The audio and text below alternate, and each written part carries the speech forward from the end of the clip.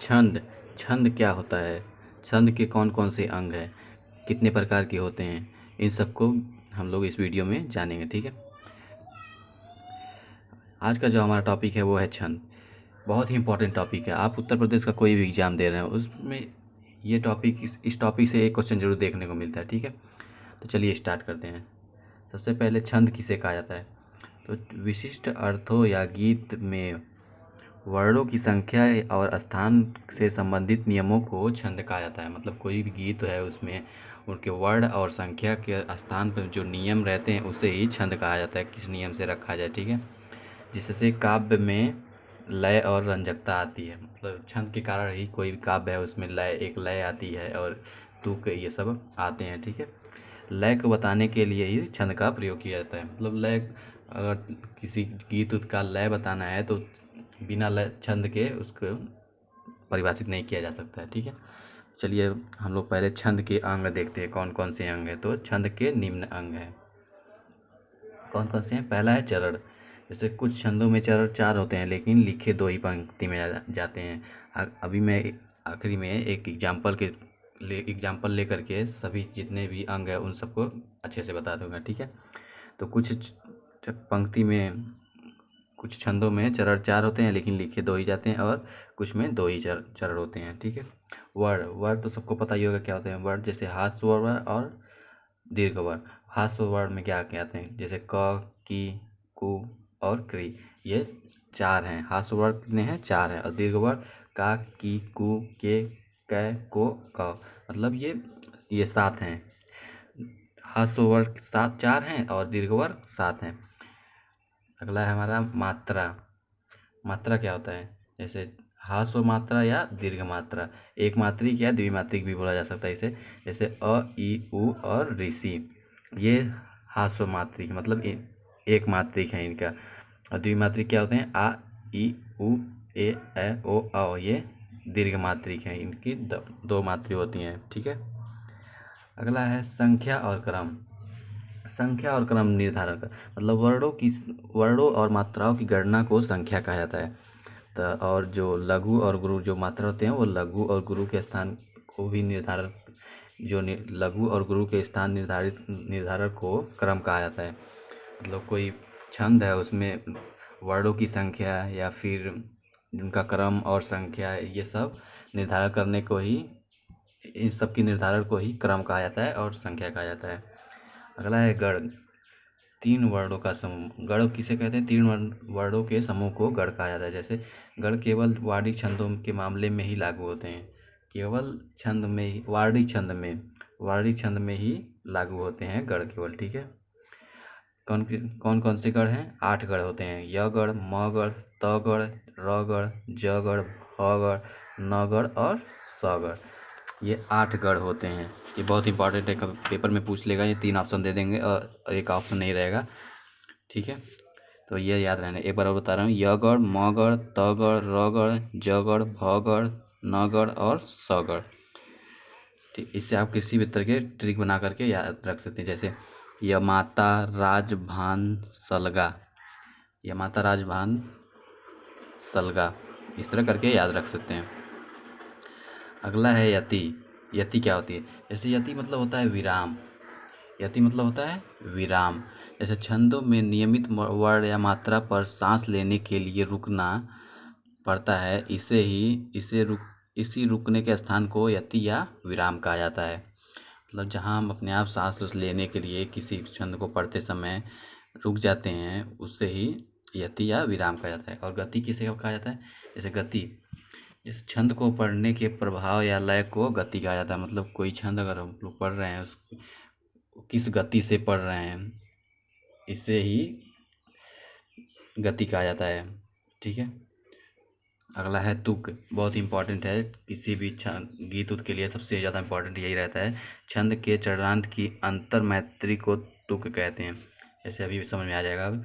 जैसे जिस छंद के अंत में तुक हो उसे तुकांत छंद कहा जाता है और जिसके अंत में तुक ना हो उसे अतुकांत छंद कहा जाता है। अब हम लोग एक एग्जाम्पल देखेंगे, इस एग्जाम्पल के जरिए उस छंद के सभी अंग समझ में आ जाएंगे। ठीक है, तो देखिए एक एग्जाम्पल है, रहीमन पानी राखिए बिन पानी सब सून, पानी गए न उबरे मोती मानुष चून। देखिए इसमें पहले हम लोग देखेंगे कि चरण क्या होते हैं। ये है पहला चरण, ये दूसरा चरण, ये तीसरा चरण और ये चौथा चरण। मतलब इसमें कितने चरण हैं? 4 चरण हैं। 1 2 3 और 4 चरण तो हमें समझ में आ गए, 4 चरण हैं। उसके बाद है वर्ड। इसमें वर्ड भी गिना जाता है। अब वर्ड वाला जो था ऊपर बताया मैंने, 1 2 3 4 इस तरह करके वर्ड गिना जाता है। और उसकी मात्रा, तो यहाँ जो ये छोटी मात्रा है तो एक, ये आर र है, और ही छोटी मात्रा, इसे क्या पूरा इतने कितने मात्राएं हैं? 1 2 3 और 4 मात्राएं हैं। और यहाँ आक मात्रा, ये बड़ा मात्रा है, और नी पे ही बड़ी एक मात्रा है, तो 2 और 2 4, मतलब 4 4 8, और यहाँ पे भी बड़ी मात्रा 9 10 11। मतलब इसमें पहले चरण में कितनी मात्राएं हैं? 11 मात्राएं हैं। ठीक है, इस तरह मात्रा भी समझ में आ गया। और जो यति होती है, देखिए, रहीमन पानी राखिए बिन पानी सब सून, मतलब यहाँ हमें अपने आप रुकना पड़ रहा है, सांस लेने के लिए जब रुकना पड़ता है तो उसे ही यति बोला जाता है। और जो तुक है सबसे इम्पोर्टेंट, जैसे कोई भी हम लोग गीत गाते हैं तो रहीमन पानी राखिए बिन पानी सब सून, यहाँ पे देखिए बिन पानी सब सून, ये सून है यहाँ पे। और पानी गए न उबरे मोती मानुष चून, सून और चून ये दोनों एक प्रकार से लग रहे हैं, इसे ही तुक बोला जाता है। ठीक है, चलिए अब लोग आगे बढ़ते हैं। छंद के कितने भेद होते हैं? छंद के 3 भेद होते हैं। कौन कौन से? वार्णिक छंद, मात्रिक छंद और मुक्त छंद। इन सबको एक एक करके पढ़ेंगे हम लोग। पहला है हमारा वार्णिक छंद। वार्णिक छंद में जिस छंद के सभी चरणों में वर्णों की संख्या समान हो उसे वार्णिक छंद कहा जाता है। मतलब जिस छंद में वर्णों की संख्या समान हो उसे वार्णिक छंद कहा जाता है। जैसे प्रमाणिका में 8 वर्ण होते हैं, स्वागता भुजंगी शालिनी में 11 वर्ण होते हैं, भुजंग प्रयात या तोटक में 12 वर्ण होते हैं, वसंत तिलिका में 14 वर्ण होते हैं, मालिनी में कितने वर्ण होते हैं? 15 वर्ण होते हैं, पंचामर और चंचला में 16 वर्ण होते हैं, रूप धनाक्षरी में 32 वर्ण और देव घनाक्षरी में 33 वर्ण। ठीक है, ये है सारे थे वार्णिक छंद के उदाहरण। दूसरा हमारा मात्रिक छंद। इसमें 3 भाग हैं। पहला है सममात्रिक छंद। सममात्रिक छंद में क्या कौन कौन से हैं? जैसे अहिर में 11 मात्राएं होती हैं, तोमर में 12 मात्राएं होती हैं और मानव में 14 मात्राएं होती हैं। ये सब तीनों सममात्रिक छंद है। और चौपाई सबसे जो इम्पोर्टेंट है मैं वो बता दूंगा। ठीक है, ये चौपाई बहुत इम्पोर्टेंट है। इसमें कितनी मात्राएं होती हैं? 16 मात्राएं होती हैं। उसके बाद पीयूष वर्ग, सुमेरु, इन दोनों में 19 मात्राएं होती हैं। और राधिका भी इम्पोर्टेंट है। इसमें कितनी मात्राएं होती हैं? 22 मात्राएं होती हैं। उसके बाद रोला, दिक्पाल और रूपमाला। रोला ये भी चौपाई जितना इम्पोर्टेंट है उतना ही इम्पोर्टेंट रोला भी है। इसमें क्यों? रोला में कितनी मात्राएं होती हैं? 24 मात्राएं। उसके बाद गीतिका, ये भी बहुत इंपॉर्टेंट है, इसमें 26 मात्राएं होती हैं। फिर है सरसी, इसमें भी 27 मात्राएं होती हैं। फिर उसके बाद है सार या फिर गीतिका, इसमें 28 मात्राएं होती हैं। मतलब 4-5 ही इम्पॉर्टेंट हैं। उसके अगला आखिरी में हमारा तांटक, जिसमें 30 मात्राएं होती हैं। और है वीर या अल्लाह, इसमें 31 मात्राएं होती हैं। तो ठीक, देखिए कौन कौन सी इंपॉर्टेंट है। चौपाई इंपॉर्टेंट है, रोला इंपॉर्टेंट है, गीतिका इंपॉर्टेंट है और हरि गीतिका इंपॉर्टेंट है। ये 4-5 हैं जो बहुत इंपॉर्टेंट है, सममात्रिक छंद के उदाहरण हैं, बढ़िया बढ़िया। ठीक है, पेपर में इन्हीं से क्वेश्चन आते हैं। दूसरा है अर्ध सममात्रिक छंद। इसमें चारों के चारों इंपॉर्टेंट है। अर्ध सममात्रिक छंद मतलब पहला एग्जाम्पल है बरवय।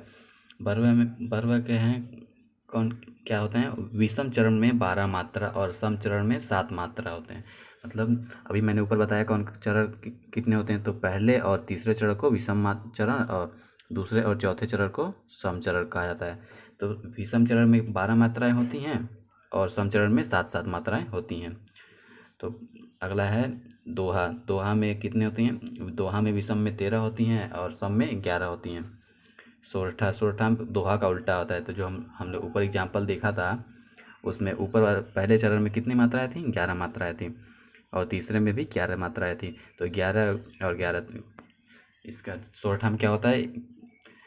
विषम में 11 मात्राएं होती हैं और सम में 13 मात्राएं होती हैं। अगला आखिरी में हमारा उल्लाला, इसमें विषम में 11 मात्राएं, विषम में 15 मात्राएं और सम में 11 मात्राएं होती हैं। ठीक है।